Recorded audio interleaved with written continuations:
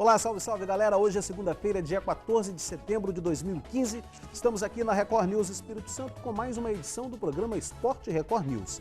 No programa de hoje você vai ver mais uma vitória do Rio Branco pelo Campeonato Brasileiro da Série D. No jogo de ontem, o time Capa Preta venceu de virada a equipe da Caldense e se classificou para a próxima fase da competição.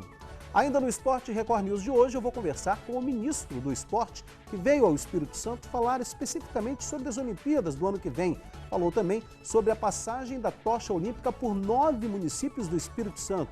Jorge Hilton é o nosso convidado especial do programa de hoje.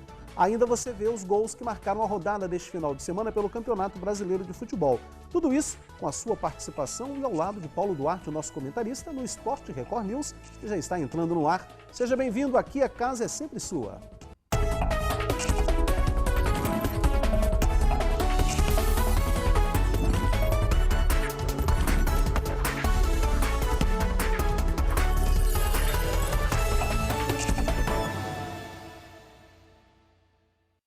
Muito bem, logo na abertura do nosso programa eu quero te lembrar que você pode nos ajudar a fazer o Esporte Record News. Sugestões de pauta são sempre muito bem-vindas pelo nosso e-mail, esporte@recordnewses.com.br. Fique à vontade para nos mandar qualquer sugestão de pauta. Se você quiser interagir com a gente no Face, anote aí o nosso endereço, facebook.com/recordnewses. E é claro, se você quiser assistir a nossa programação fora do Espírito Santo ou fora do Brasil, ainda assim você pode acompanhar em tempo real, ao vivo, é só clicar no www.sinoticias.com.br/recordnewses. Bom, vamos trabalhar, deixa eu pegar o boa tarde aqui do meu parceiro. Boa noite já, né? Boa noite, bom dia. Boa noite. Boa tarde, boa noite, bom dia para a turma que é do dia, a turma que é da noite. É isso aí. Tá tudo bem, Paulo? Graças a Deus, tranquilo. Final de semana de muita expectativa para o jogo do Rio Branco, muito frio. E a galera prestigiando. E teve o Botafogo na sexta-feira. Sem contar o Botafogo, que realmente monopolizou a atenção e aproveitou e embalou com a torcida do Rio Branco. Vamos começar logo então. Rio Branco primeiro, pode ser? Rio Branco primeiro. Vamos lá, o Rio Branco de virada venceu a equipe da Caldense aqui no estádio Kleber Andrade. O jogo foi ontem à tarde, Paulo Duarte esteve por lá. Muita chuva, hein, Paulo? Muita chuva. Frio. Um frio, aquele frio e aquele vento encanado, como já dizia a vovó. Não foi mole, não, mas a rapaziada presente desde 1h da tarde fazendo festa. Foi anunciado cerca de 3 mil pagantes, mas há quem diga que pelo menos 5 mil torcedores acompanharam o jogo de ontem. Vamos lá, vamos ver. Rio Branco 2, Caldense 1, Paulo Duarte esteve lá, acompanhou o jogo e acompanhou também a dificuldade da torcida para chegar ao estádio. Torcedor que é torcedor não se importa com o tempo. A chuva fina e o frio não diminuíram a vontade de chegar ao estádio da galera Capa Preta, mesmo tendo que andar da BR até o estádio Kleber Andrade. A festa começou desde cedo com a torcida e o grito de guerra do Rio Branco. Vende camisas de todas as torcidas e mesmo com dificuldade, quem ama o futebol chega ao estádio para torcer. Otimismo dividia os mais jovens e os mais experientes. O coração tá meu. Quem é mais velho ainda sabe quanto tempo que o Rio Branco não vai para a oitava de final da cena. Quanto tempo essa alegria não chega no coração Capa Preta? Rapaz, muitos anos, né? E a expectativa hoje? É muito grande, né? Muito grande. 3-0? Não, 2-1. 2-1? Mas está classificado. Tranquilo. Com o início da partida, o Rio Branco não apresentava o mesmo futebol que alegrava sua galera. Com isso, a Caldense foi chegando e aos 7 minutos depois de uma bobeira da zaga, Paulo Moraes, de peito, abriu o placar. Caldense 1-0. Assustado, o Rio Branco batia a cabeça no meio-campo. Dudu, depois de tentar e perder, fez o torcedor Capa Preta vibrar no Kleber Andrade, empatando o jogo aos 34 minutos. A virada veio 4 minutos depois em jogada de Pepeta que serviu Bruno Paiva, que não estava impedido. A defesa da Caldense parou e Bruno decretou a virada do Brancão. Final do jogo, Rio Branco 2, Caldense 1. Vamos continuar o planejamento. Já passamos a primeira fase, agora temos 2 semanas para preparar a equipe. Vamos ver quem vai ser o nosso adversário. E dentro disso, a gente tomar as providências que são necessárias para que a gente possa realmente fazer um grande jogo. Bom, vencemos, convencemos, porque o Rio Branco tem vencido e convencido, né, Paulo? Não, tem realmente vencido, convencido Tanto é que o torcedor vai para o estádio. Sim, Está aí indo a ao minha estádio. pergunta é a seguinte: com esse resultado de ontem, a gente se classificou para as oitavas de final Sim. e vai pegar novamente a Caldense. Sim. Se a gente for analisar, o primeiro jogo com a Caldense foi lá fora, a gente perdeu. Perdeu de 1 E a aí 0. aqui dentro de casa vencemos por 2-1. 2-1. Foi bom a gente pegar a Caldense? Olha, não tinha outra solução em função do regulamento. Que é meio complicado o torcedor entender, porque pega o melhor colocado do segundo grupo, da condição do segundo turno, o quarto que tem menor condição de pontos e assim vai. Esse regulamento. No final da história, pegou a Caldense. Porque se não fosse a Caldense, sabe quem poderia vir? O Clube do Remo. E você sair de Belém do Pará com algum resultado positivo é muito mais complicado. Então agora nós vamos nas oitavas de final e o Rio Branco vai decidir dentro de casa e a diretoria já corre para que esse jogo seja realmente no estádio Kleber Andrade. Ah, não acredito que não vá ser no Kleber Tem Andrade. que ser no né? Kleber Tem que ser no Andrade. Kleber Andrade. E a Caldense, pelo menos, a gente já venceu. A gente sabe que dá para vencer. Sabe que dá para vencer. E outro detalhe importante, já vai ser a terceira vez que vai se jogar contra a Caldense. Aí você diz, mas teve alguns desfalques, mas a Caldense joga da mesma forma. Não é mais aquela Caldense que perdeu para o Atlético Mineiro e foi vice-campeã mineira, desmantelou a sua equipe. Então o Rio Branco tem amplas condições de chegar às oitavas, às quartas de final e chegar à Série C. Tá certo. Eu vou para o intervalo, daqui a pouco a gente volta e no nosso programa de hoje a gente vai conversar com o ministro dos Esportes, Paulo Duarte, e eu.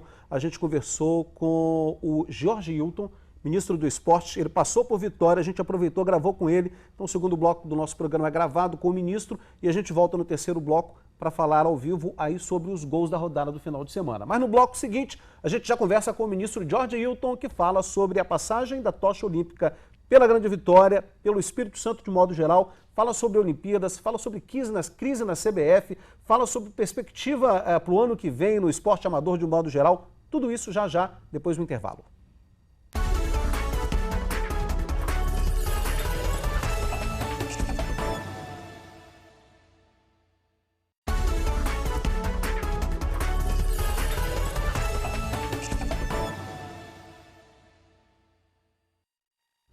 Muito bem, estamos de volta com o Esporte Record News, aqui para você na Record News Espírito Santo, para todos os canais de TV aberta que sintonizam a Record News de ponta a ponta em nosso estado e também na internet no www.sinoticias.com.br/Record News ES, para você de qualquer lugar do Brasil ou do mundo acompanhar toda a nossa programação 24 horas por dia.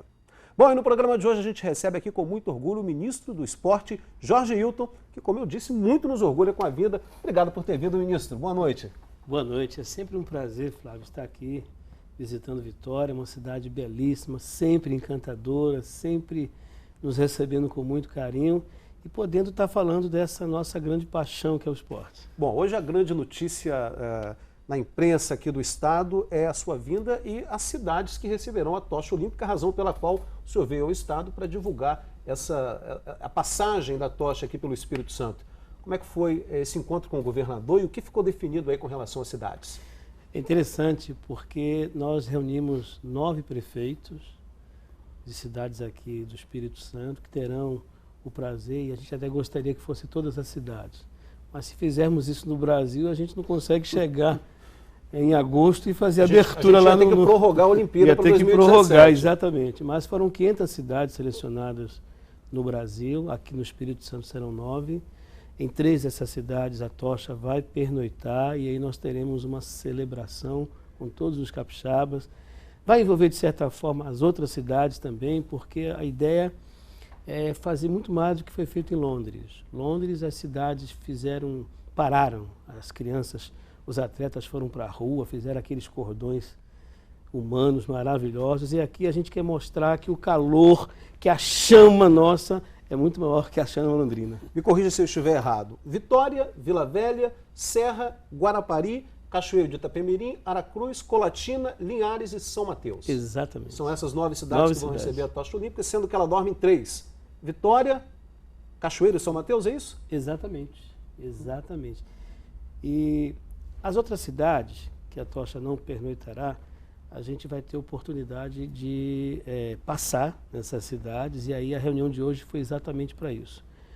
Nós queremos montar todo um esquema de segurança, nós queremos mobilizar a cidade, mobilizar as entidades esportivas, os atletas, e haverá um revezamento ali. A cada 200 metros a tocha sai da mão de uma pessoa que vai ser escolhida por esses entes, e aí serão pessoas da cidade, pessoas do meio, para poder a gente celebrar. Ok, participa com a gente também Paulo Duarte, nosso comentarista de Tudo bem, 3 Paulo? Copas Prazer do em ver o Mundo. ministro. Tudo Entra bem, na senhor? conversa aí, Paulo. Olha, e logicamente, o ministro, quando há 8 meses e alguns dias, né, ministro, no cargo, quando chegou ao ministério, foi aquele espanto. Poxa, mas quem é esse ministro? A desconfiança muito grande da comunidade esportiva e de todos no geral, principalmente nos momentos preocupantes que estavam acontecendo no futebol, que é o carro-chefe do nosso esporte. Ministro, passados aí 8 meses, esses 15 dias mais ou menos, podemos dizer que o senhor hoje está à vontade no Ministério? Hoje o senhor se sente realmente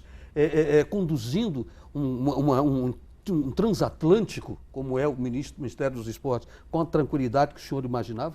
Eu diria que essa tranquilidade eu já possuía, porque eu venho de 5 mandatos de deputado. Eu fui deputado estadual por 2 mandatos, 8 anos, e estou no 3º mandato de deputado federal, e agora licenciado. Então, eu sempre pautei minha vida pelo diálogo, pela aproximação permanente, pelo trabalho compartilhado. O senhor faz uma gestão participativa no Ministério? Muito. Nós reativamos a Comissão Nacional de Atletas, que há 9 anos os atletas se sentiam distantes do Ministério do Esporte. Então, eles reclamavam, como que pode ter uma pasta que pensa o esporte sem ouvir aqueles que vivem e que de fato entendem na forma mais literal da prática esportiva. E hoje o presidente dessa comissão é o Las Grael, que tem as 2 experiências, tanto como atleta e também como homem público. Aliás, um homem honrado, uma pessoa queridíssima no segmento esportivo.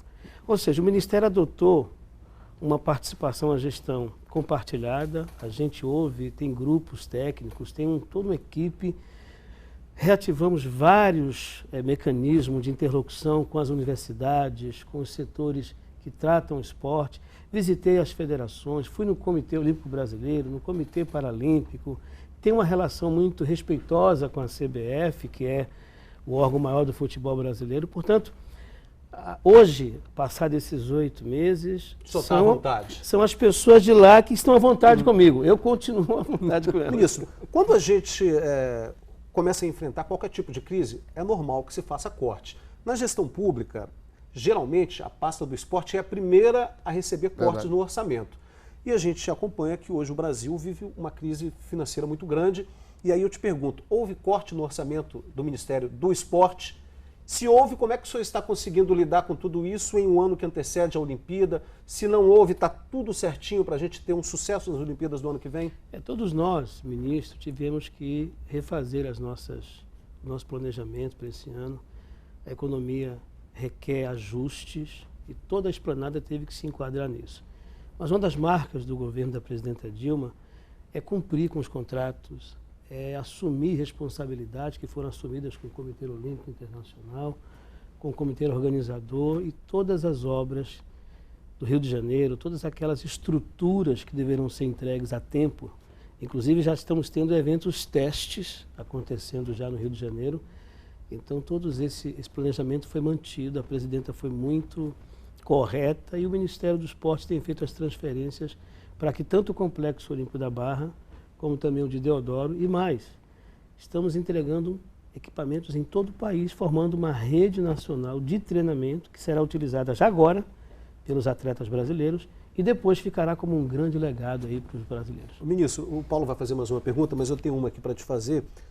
Em anos que antecederam a Copa do Mundo, era muito comum se ouvir dizer que o Brasil seria um grande fiasco na Copa do Mundo. Estou falando fora do campo. Dentro do campo, acho que a gente foi. Mas fora do campo, diziam que a gente não ia ter condição de nossos aeroportos de organizar, comportarem as pessoas. Infraestrutura na malha viária, enfim. E não foi isso não, pelo contrário, a gente deu um show na Copa do Mundo, vou repetir, fora do campo.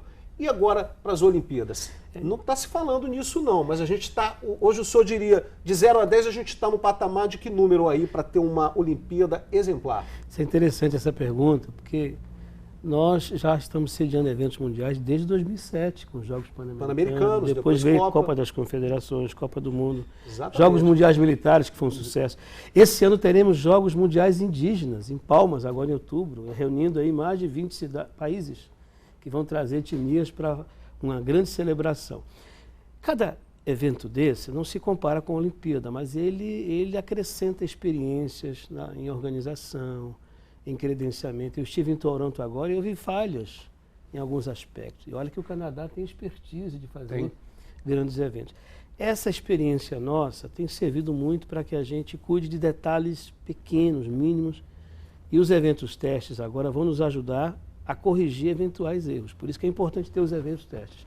Eu posso lhe assegurar, será uma Olimpíada monumental. A abertura dela, então, eu não posso falar porque é um segredo que está ali, as 7 chaves. Mas responda a minha pergunta, de 0 a 10, hoje a gente está em que patamar para sediar essa coisa? Pois é, eu ia concluir. Em termos de infraestrutura, nós estamos aí com algumas obras com 90%, então eu diria 9%, faltando só concluir. E o resto está tudo dentro do prazo? O resto é os atletas, porque na Copa do Mundo nós investimos tudo, aeroportos, portos, nós investimos em BRTs, VLTs, segurança, foi tudo um sucesso.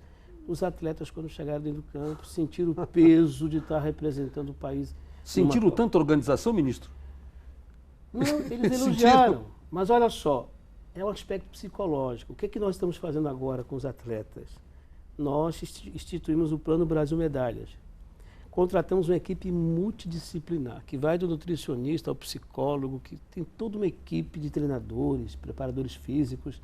A gente está trabalhando também agora com os atletas, o psicológico, para fazer essa galera chegar no ano que vem, disputar com calma, com confiança, e a gente ficar entre os 10 olímpicos, que é a nossa grande... Aí sim, aí a gente fecha com grande sucesso entre os 10 no Olímpico e entre os 5 no Paralímpico. Paulo Duarte. Olha, ministro, então, um papo para muito tempo, é verdade. Entrar à noite aí, é verdade. Agora, nós estávamos conversando com o ministro e a perspectiva para 2016, e me chamou a atenção, principalmente, um projeto para os pequenos municípios, os municípios de até 50 mil habitantes, que eu acredito serem boa parte dos municípios brasileiros. Que projeto é esse, ministro, que vai fazer com que os jovens atletas do chamado esporte amador, que na minha opinião, muitas das vezes, ele fica mais caro que o esporte profissional, eles vão poder se manter nos seus municípios? Esse é o grande legado que a gente quer deixar depois desse ciclo virtuoso de tantos eventos. É levar a infraestrutura esportiva para as cidades do interior. É o que eu chamo de interiorizar a prática esportiva. Vocês sabem que eu divulguei recentemente um diagnóstico que a gente fez, que mostra uma população sedentária, 45,9%. E o que mais me chocou é que esse abandono começa aos 15 anos, em plena fase escolar. Então, 2 coisas serão entregues para o país no próximo ano. A Lei de Diretrizes e Bases do Esporte, que vai devolver a atividade física obrigatória nas escolas, foi um erro. Verdade. No que a gente tirou, ou que a gente se acomodou, você tem uma geração de garotos que são sedentários. E isso é muito ruim, até para os custos, os gastos públicos lá na frente. E a Vila do Esporte, que é a infraestrutura. Ele é um módulo que compreende uma quadra coberta, campo de futebol society, uma academia ao ar livre, que aí você pode fazer aquele trabalho também com idosos. A ideia desse novo sistema nacional, Flávio e Paulo, é estabelecer quem fará a gestão desses equipamentos, como será o funcionamento deles e o financiamento. E de que forma a gente vai garantir os 3 grandes pilares do esporte no Brasil, que é a iniciação, a formação na escola, como se dará a transição da escola para que o garoto sonhe em ser um atleta e aí ele seja trabalhado para isso, o esporte de excelência, que é o que a gente já faz, investindo aí milhões com os atletas de alto rendimento, isso a gente vai dar prosseguimento, vai continuar, mas também uma política de esporte para toda a vida, que é dar nos municípios pequenos essas vilas para que a criança de 8 a 80, 90 anos possa praticar. E não seja somente o futebol. Não seja somente o futebol. Ministro Jorge Hilton, muito obrigado por sua vinda aqui ao Espírito Santo e em especial ao nosso programa. Queria desejar ao senhor aí toda a sorte do mundo, que se o senhor tiver sorte lá, nós vamos ter sorte também, porque o sucesso do seu trabalho é o nosso sucesso e a gente deseja que o senhor volte mais aqui e nos visite novamente. Que bom, eu fico feliz. Espaços como esse é fundamental e eu tenho um carinho enorme pela mídia, eu tenho um carinho enorme pela imprensa e aqui parabenizar esse espaço tão importante. Quantas vezes eu for demandado, estaria à disposição sua, do Paulo também. Obrigado, Luiz. E vamos juntos, vamos fazer uma grande frente aí para tornar esse país um país mais esportivo. Tá certo. Olha, eu conversei aqui com o ministro Jorge Hilton, ministro do Esporte, que veio ao Esporte Record News de hoje. Daqui a pouco, depois do intervalo, a gente volta, tem mais esporte para você.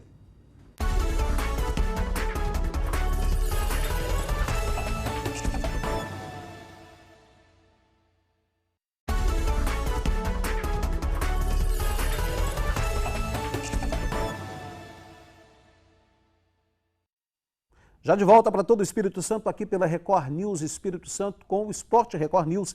E agora é hora de você conferir os gols que marcaram a 25ª rodada do Campeonato Brasileiro de Futebol neste final de semana. Roda aí.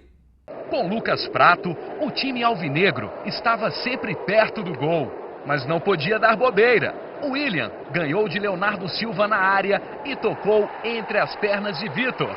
1-0 para o Cruzeiro. O segundo tempo foi debaixo de chuva. Com apenas 6 minutos, o lateral Mena, que já tinha cartão amarelo, derrubou Giovanni Augusto e foi expulso. Alisson perdeu uma oportunidade incrível. Muitas emoções ficaram para os minutos finais. Aos 43, Carlos empatou para o Atlético. Na sequência, o Cruzeiro teve um pênalti marcado por Leandro Voaden. O jogo estava nos acréscimos e nos pés de William. Vitor deu o troco depois de sofrer o gol do atacante na primeira etapa. 1-1. Malcom fez o primeiro gol contra o Joinville. Wendel ampliou a vantagem. E Wagner Love completou o placar. Foi a primeira vez que o Corinthians jogou às 11 da manhã neste Brasileirão. 41.809 torcedores estavam no estádio. Entre eles, João Marcos, portador de esclerose, que assistiu ao jogo numa cama de hospital. Depois de 3 tropeços seguidos, o Palmeiras jogou em casa e derrotou o Figueirense por 2-0. Jackson fez o primeiro gol da partida. Zé Roberto cobrou pênalti e não deu chance ao goleiro Alex Muralha. O Palmeiras encerrou a rodada perto do G4 em 6º lugar. O Joinville é o penúltimo colocado. Depois de uma série invicta de 10 jogos, o Santos perdeu por 3-1 para a Ponte Preta em Campinas, no interior paulista. Badi marcou o primeiro gol da Ponte. Ferron fez mais um para o time de Campinas. O terceiro foi de Borges. O Santos descontou no segundo tempo com Rafael Longini. A torcida compareceu em peso na arena para o duelo entre os dois tricolores. Douglas bateu a falta e o adversário aproveitou o contra-ataque. A bola sobrou para Alexandre Pato, que se livrou da marcação e abriu o placar para os paulistas. Foi em um novo contra-ataque que o São Paulo fez o segundo, dessa vez com o Rogério. Já no finalzinho da partida, Everton descontou. Tarde demais para uma reação. Em Chapecó, Paulinho emendou de primeira. Canteiros fez outro bonito gol para o Flamengo. A Chapecoense descontou na cobrança de pênalti de Bruno Rangel. Kaique fechou o placar. 3-1 para o Flamengo, 4º colocado na tabela. O Vasco, último colocado do Brasileirão, venceu o Atlético Paranaense no Maracanã. Júlio César fez o primeiro gol do jogo. O time carioca teve um pênalti a seu favor. Nenê foi para a cobrança. 2-0 para o Vasco. O Fluminense somou 6 jogos sem vitória. Na partida da Arena Pernambuco, o Sport venceu com gol de Danilo. No Couto Pereira, Vitinho foi insistente e garantiu a vitória do Internacional contra o Coritiba. Bruno Henrique marcou para o Goiás no estádio da Ressacada em Florianópolis. O Avaí empatou com Emerson. E virou neste lance polêmico. Os jogadores do Goiás reclamaram falta de André Lima no goleiro Renan, mas o lance foi validado. 2-1 para o Avaí. Bom, foram os gols da rodada. Paulo, parece que agora o Corinthians se distanciou ainda mais, né? 5 pontos de vantagem. É 5 pontos de vantagem lá em cima da tabela. É algo que tem que parar para pensar. Exatamente. Difícil é lá embaixo. 5 pontos que o Vasco tem mais aí, conseguiu mais uma vitória, brilhante vitória aí, mas ainda continua na mesma coisa, não muda muita coisa não. Olha a diferença do Campeonato Brasileiro para a tabela lá embaixo, para a tabela lá em cima, que representam 5 pontos. 5 pontos. Flamengo venceu mais uma, tá no G4, tá firme, né? Tá tranquilo, vamos dizer, puxa, mudou muito o time? Não, mudou a maneira de conversar com os jogadores e fazer com que eles voltassem a jogar futebol, só isso. E o Cruzeiro deixou escapar uma vitória fantástica, né? Perdeu um pênalti. Sim, perdeu um pênalti, o pênalti existiu na realidade, mas clássico é clássico, já dizia a vovó. Tá certo. Rodada no meio de semana agora, hein? O Vasco da Gama pega o Cruzeiro, pedreira pro Vasco, viu, Paulo? Vai ser difícil, mas olha, a verdade é que estamos torcendo, porque o Vasco é uma grande equipe. Não é pelo Jorginho, pelo seu Eurico Miranda, quem quer que seja, mas o Vasco tem que ser realmente respeitado pelo passado e a grandiosidade da equipe de São Januário. E sem contar que o Botafogo passou pelo Espírito Santo e foi um negócio maravilhoso. Foi válido, Paulo? Foi válido sim. Muita gente, mas tem que só apoiar o futebol capixaba. Temos que apoiar o futebol capixaba, temos que fazer tudo pelo futebol capixaba. Mas se trazer um espetáculo de futebol dessa grandeza, como está para vir Flamengo, Fluminense, Cruzeiro e Atlético aí também. O ministro falou. O ministro falou sobre isso, que vai pedir ao Nero. Então, é importante sim. Sabe por quê? Porque o Espírito Santo tem que ser mostrado. Tá certo. Paulo Duarte, obrigado, Paulo. Um abraço. Boa semana para você. Todos nós. Até segunda que vem, se Deus quiser. A você, amigo telespectador, uma semana bem produtiva pela frente. Fique aí com o Hora News. Eu volto daqui a pouquinho falando um pouco mais sobre a rodada desse final de semana. E aqui no Esporte Record News, na próxima segunda, se Deus quiser. Grande abraço, boa semana e até lá.